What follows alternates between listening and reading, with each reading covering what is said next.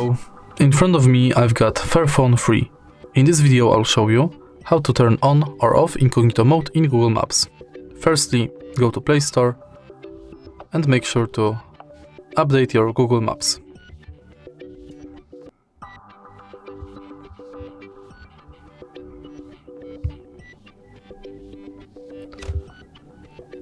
If they are updated, open them,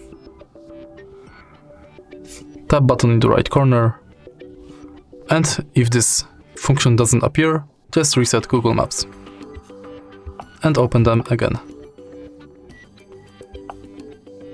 Now we've got turn on incognito mode available. Enter it, and now we are incognito. To turn it off, just tap here and tap on this blue button. If you find this video helpful, please leave like, comment and subscribe.